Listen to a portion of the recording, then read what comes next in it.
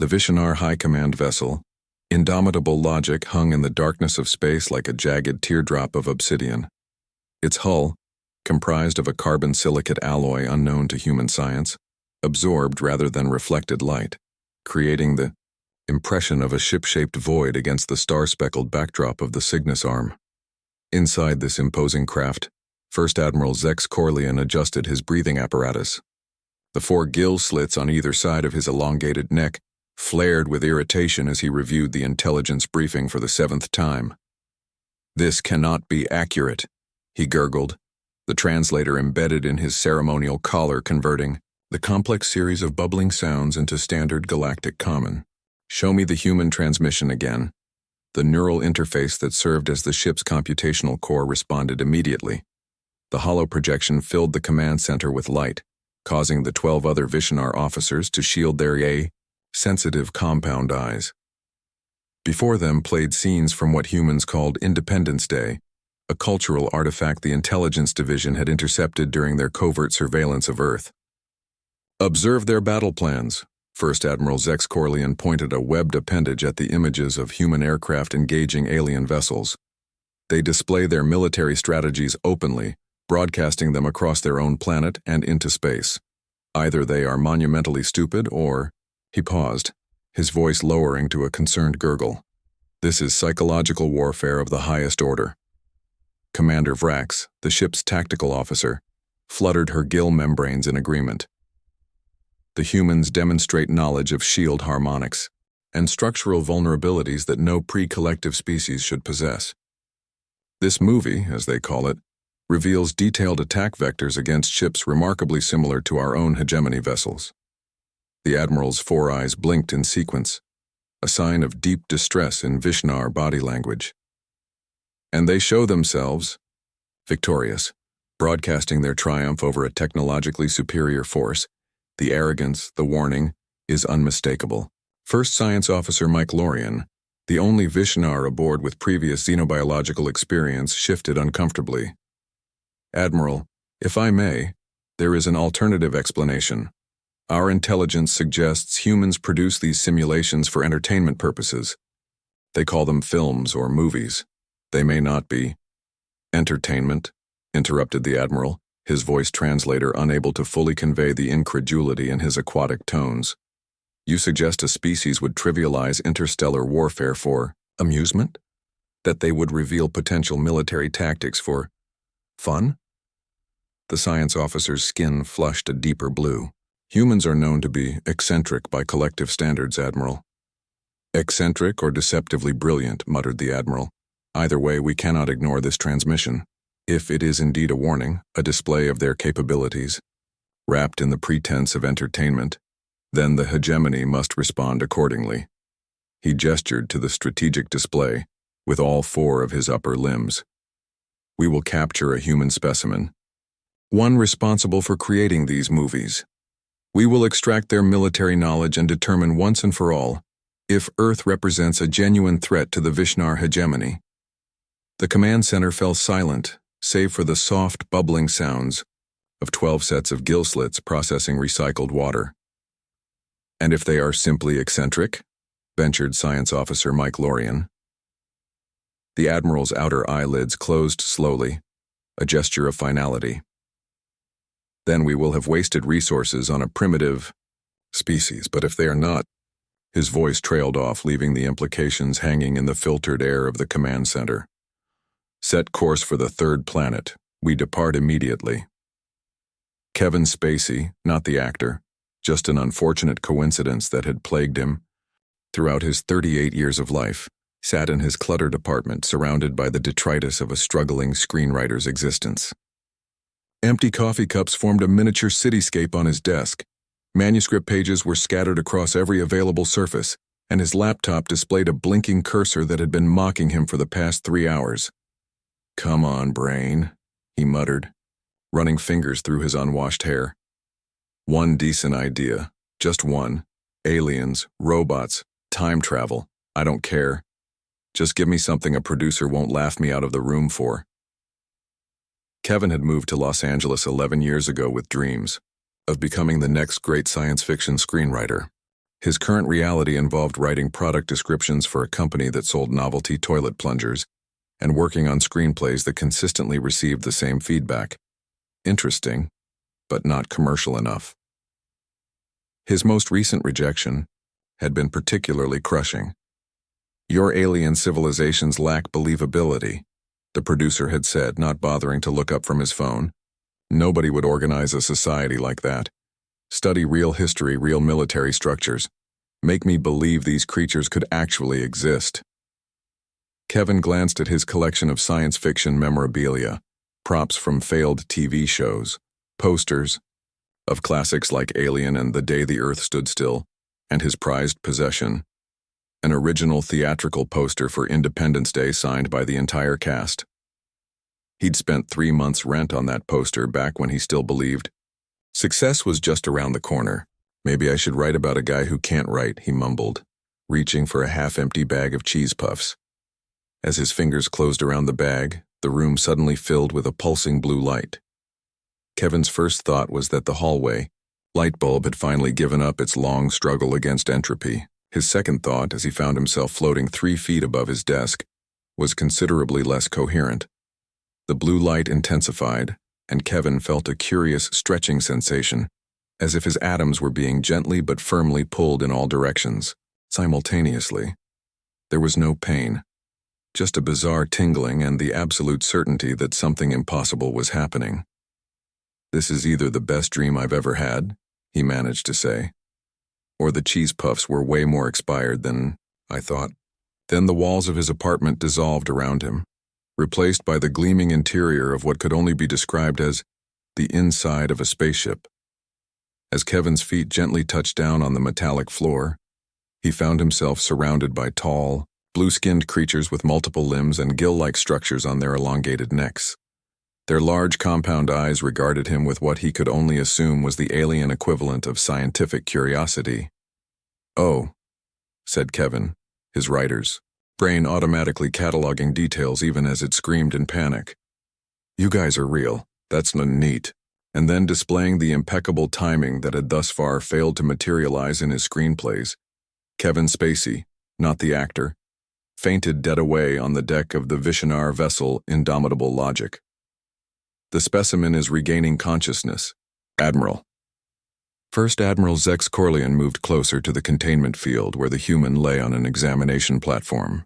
The creature was smaller than expected, with less muscle mass than their intelligence had suggested was standard for the species.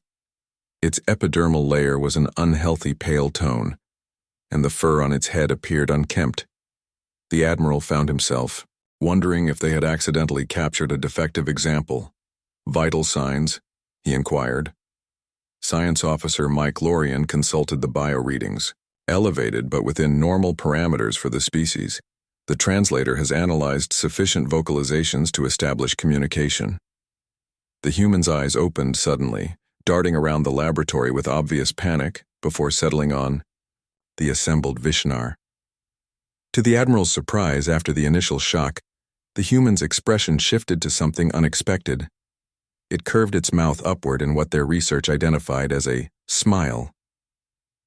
"This is amazing," the human said, sitting up slowly. "You're actually real aliens with actual gills and multiple arms, and you..." He pointed at Zex Corleone. "You're wearing some kind of authority uniform, aren't you? Military insignia, ceremonial color patterns. You're in charge." The Admiral's outer eyelids blinked rapidly in surprise. "You show unusual perceptiveness, human. I am First Admiral Zex Corleone of the Vish'nar hegemony." "Kevin Spacey," the human replied, then quickly added, "Not the actor, different guy entirely, just a screenwriter. Well, aspiring screenwriter, currently more of a toilet plunger description writer if we're being totally honest, which seems appropriate when meeting aliens for the first time." The Admiral turned to his science officer. "Is the translator malfunctioning?" "These statements lack coherence." "The translation is accurate, Admiral," Mike Lorian confirmed. "I believe this is what humans call nervous talking." Kevin looked around the laboratory, his eyes widening as he took in the advanced technology. "This is incredible. Your ship design, it's nothing like we imagined. Hollywood always gets it wrong. No offense, he added quickly. Hollywood, repeated the Admiral, the word triggering recognition. The production center for your military strategy simulations. Kevin's brow furrowed. Military? Oh, you mean movies? No, they're not military strategies. They're entertainment. Stories we tell each other. The Admiral moved closer to the containment field, his gill slits flaring with suspicion. You expect us to believe that your species broadcasts detailed invasion countermeasures as entertainment? Well, when you put it like that, it does sound weird, Kevin admitted. But yeah, that's exactly what we do. We love stories about aliens. Some friendly, some not so friendly. It's fiction. Fiction, repeated the Admiral, the translator struggling to convey the concept. Intentional falsehoods presented as narratives? Kevin nodded enthusiastically. Exactly. Made-up stories to entertain, to make people think, to escape reality for a while. Don't you have anything like that in your culture? The assembled Vish'nar officers exchanged confused glances. The concept of deliberately creating falsehoods for purposes other than military deception or political advantage was utterly foreign to their rigid, hierarchical society. The Vish'nar do not make up stories, explained Science Officer McLaurian. Communication serves functional purposes, conveying information, maintaining order, coordinating military actions. That sounds... Kevin searched for a diplomatic word. Efficient. The Admiral circled the containment field, studying the human from different angles. You claim to create these movies. You are a strategy developer? Screenwriter, Kevin corrected. Though struggling screenwriter would be more accurate. I write scripts, blueprints for movies. Though lately, no one wants to make what I write. The Admiral's upper right appendage made a dismissive gesture. Yet you possess detailed knowledge of interstellar warfare tactics. Your Independence Day transmission demonstrates specific vulnerabilities in advanced shield systems. Kevin laughed, then quickly suppressed it when he saw the alien's compound eyes narrow in unison. Sorry, it's just... Those aren't real tactics. The movie needed the humans to win, so the writers came up with a computer virus. It's completely made up. No basis in reality whatsoever. A test of our reactions, the Admiral concluded, turning to his officers. The human attempts to convince us their military strategies are mere fabrications. No, really, Kevin insisted. They're just stories. Look, even on Earth, no computer virus could possibly work on an alien system. Different programming languages, different hardware. It's completely impossible. That's why it's science fiction. Science Officer Mike Lorian moved closer to the Admiral, lowering her voice. Admiral, our preliminary brain scans show no deception patterns when the human discusses these movies as fictional constructs. Of course not, the Admiral replied. They have clearly been conditioned to believe their own cover story. Perfect deception is one where the operative believes the lie. Kevin sighed, leaning back on the examination platform. I don't suppose you'd be willing to return me to Earth? My cat needs feeding and I've got 500 words due on the Plungemaster 3000, now with extra suction by Thursday. The Admiral's gill slits fluttered in what might have been amusement. You will remain here, human, until we have extracted all useful military intelligence from your mind. Your strategic knowledge is too valuable. Kevin stared at the alien, Commander, then at the advanced technology surrounding him, and a slow smile spread across his face. You know what? I think I just found my next screenplay idea. If I ever make it back to Earth, that is. The Admiral turned away, gesturing to his officers.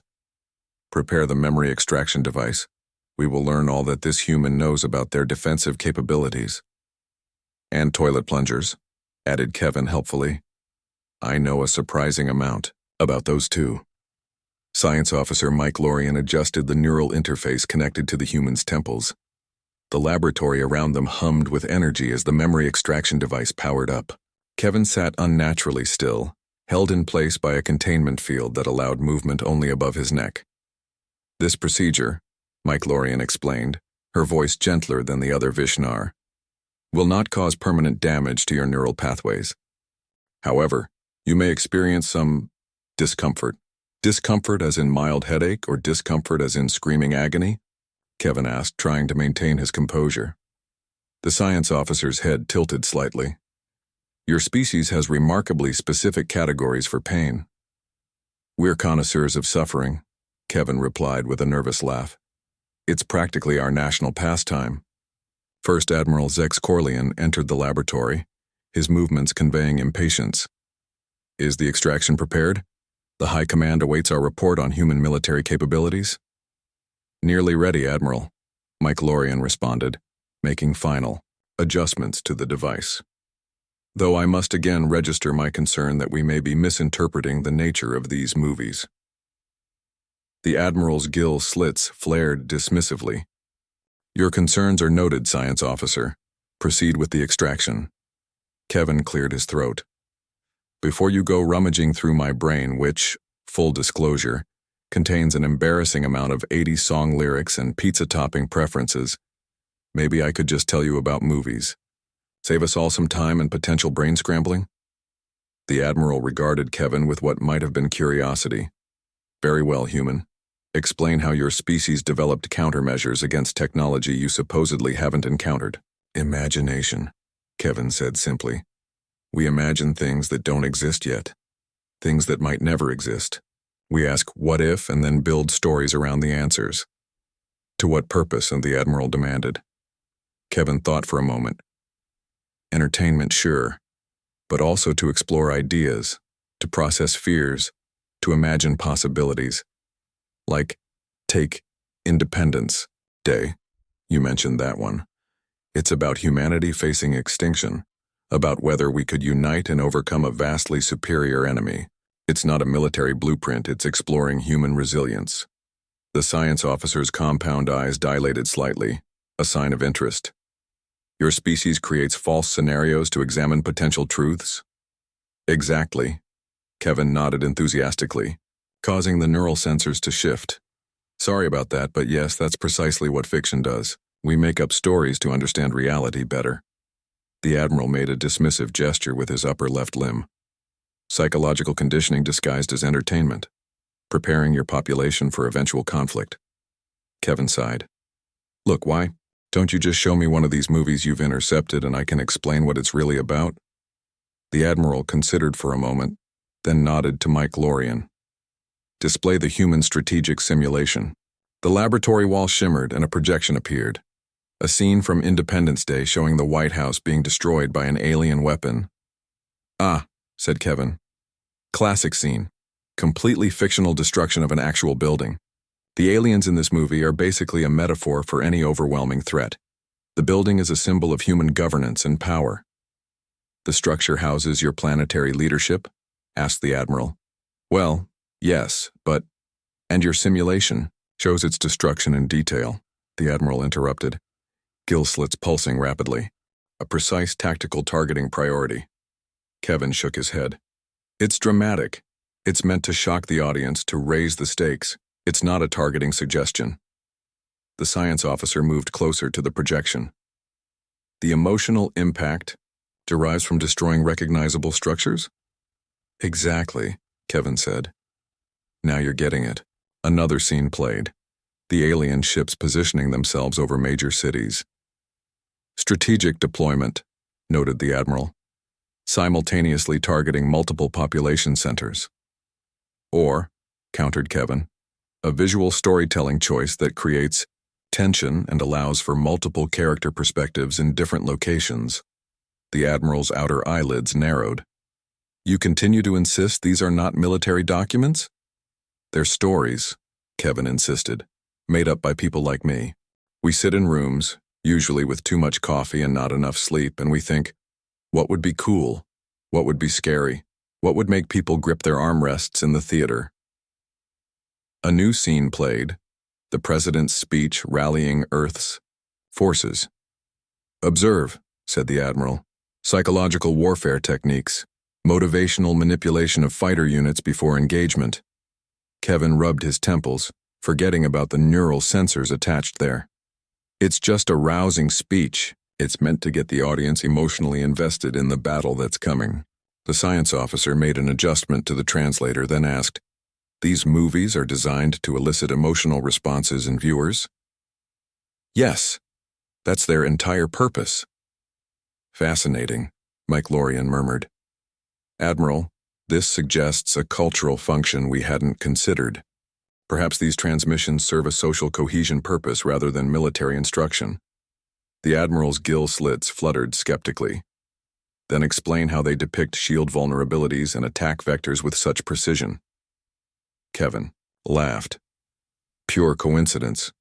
The writers needed the aliens to have a weakness, so they made one up. If they'd known about real alien shield technology, trust me, the movie would have been very different. Proceed with the neural extraction, the Admiral ordered, apparently unconvinced. We will determine the truth directly. Michelorian hesitated. Admiral, the human's explanation has internal consistency. Perhaps we should... That was not a request, Science Officer, the Admiral interrupted, his translator conveying the harshness of his aquatic tones. The device hummed to life, and Kevin felt a strange, tingling sensation spreading from the neural sensors into his brain. Just so you know, he managed to say as the machine increased in power. Most of what you're about to see is me getting rejected by film studios and eating microwave burritos in my underwear. Don't say I didn't warn you. Then the extraction began in earnest, and Kevin's world dissolved into a cascade of memories. The neural extraction took 7 Earth hours, considerably longer than standard procedure.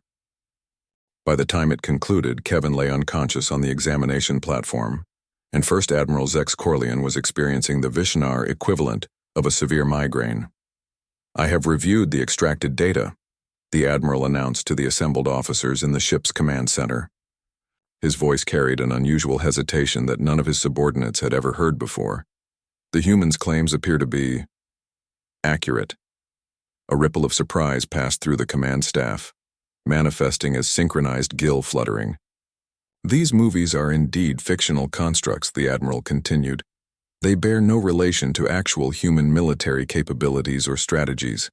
They are, as the human described, fabricated narratives designed to elicit emotional responses. Science Officer Michelorian's posture straightened slightly, the Vish'nar equivalent of restrained vindication. The concept is not entirely without parallel in our own history, Admiral. The ancient egg-laying rituals included metaphorical narratives about... Those were sacred historical accounts, not fabrications, interrupted the Admiral sharply, though with less conviction than usual. However, I must acknowledge that in this case our intelligence assessment was flawed. The admission hung in the recycled air of the command center, like a physical presence. A First Admiral of the Vish'nar hegemony admitting error was unprecedented in recent memory. Most disturbing, the Admiral continued, is the human's personal memory archive. Not only do they lack any meaningful military knowledge, but they appear to occupy one of the lowest status positions in their society. Their living conditions are barely above subsistence level, they are regularly rejected by their peers, and they spend considerable time imagining scenarios that will never occur. Commander Vrax, the tactical officer, ventured a question. What are our orders regarding the specimen, Admiral? Zex Corleone's 4 eyes blinked in sequence as he considered.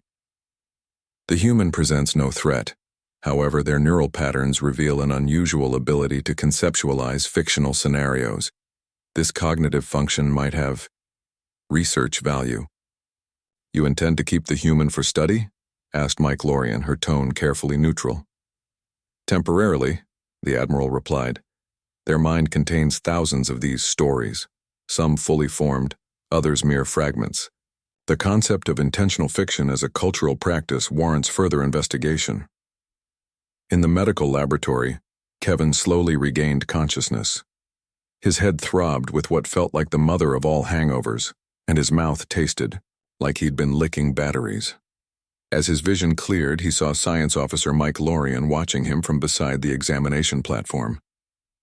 Did you enjoy the tour of my mediocre life? He asked hoarsely. Your neural patterns are unlike anything in our xenobiological database, she replied. Your capacity for generating counterfactual scenarios is remarkable. Kevin managed. A weak laugh.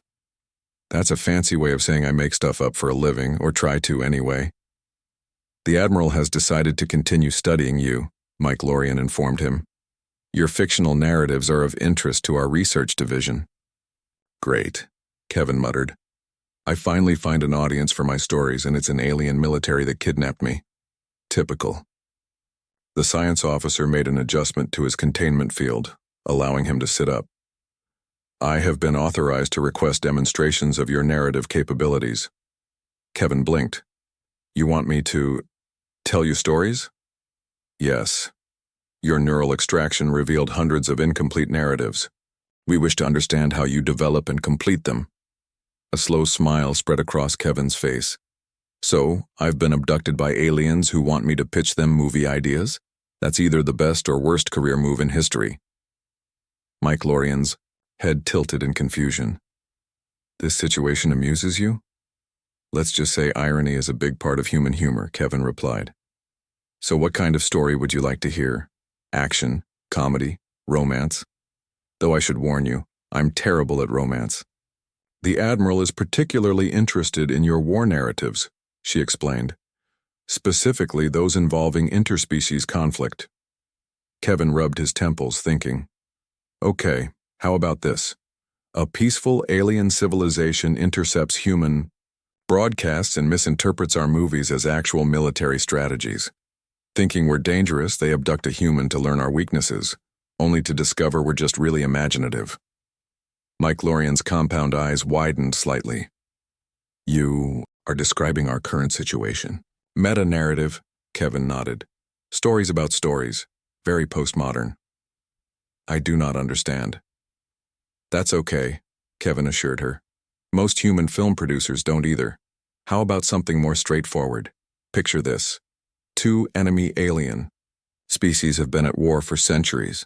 Neither remembers why the conflict started. A human diplomat accidentally gets involved and discovers both sides are fighting over a misinterpreted cultural gesture that was never meant to be offensive. The science officer's gill slits fluttered with what might have been interest. You create conflicts based on miscommunication. Some of our best stories are about people or aliens who just needed to have a conversation, Kevin said with a shrug. Though that doesn't usually make for exciting action sequences. These narratives serve no practical purpose, Mike Lorian observed. They do not convey useful information or improve survival prospects. Kevin considered this. I wouldn't say that.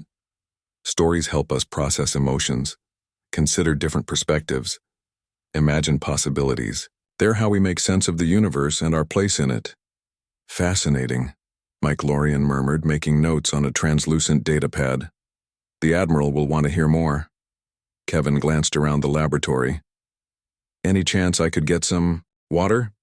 And maybe use whatever passes for a bathroom around here? Creative work is tough when you're dehydrated and uncomfortable.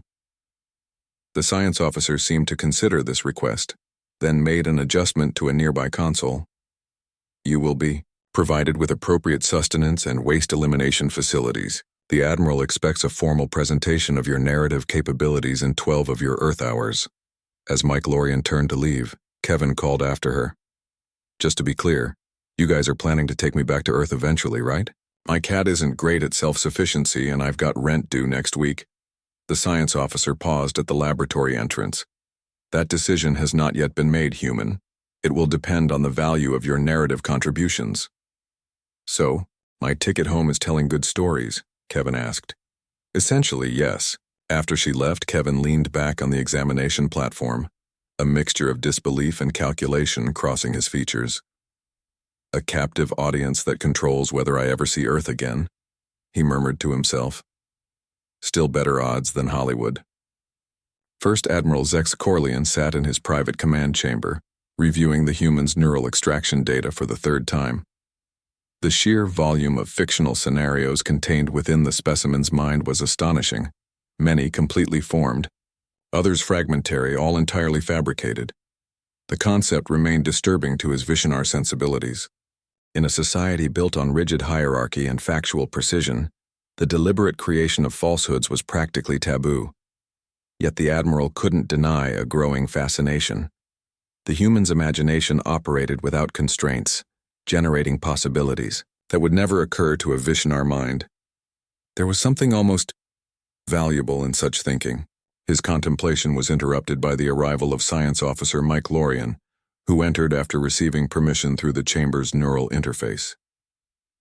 "The human is prepared to demonstrate narrative construction, Admiral," she reported. "However, it has made several requests regarding its containment conditions." The Admiral's gill slits fluttered with mild irritation. What demands does this creature make?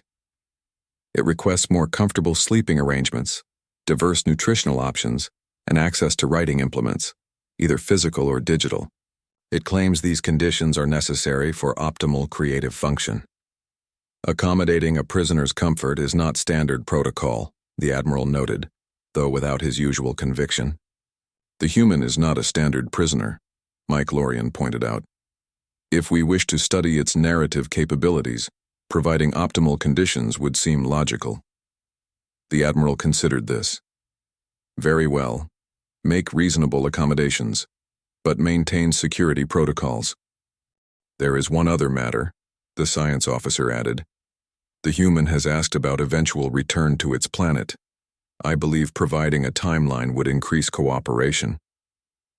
We have made no such decision, the Admiral responded sharply.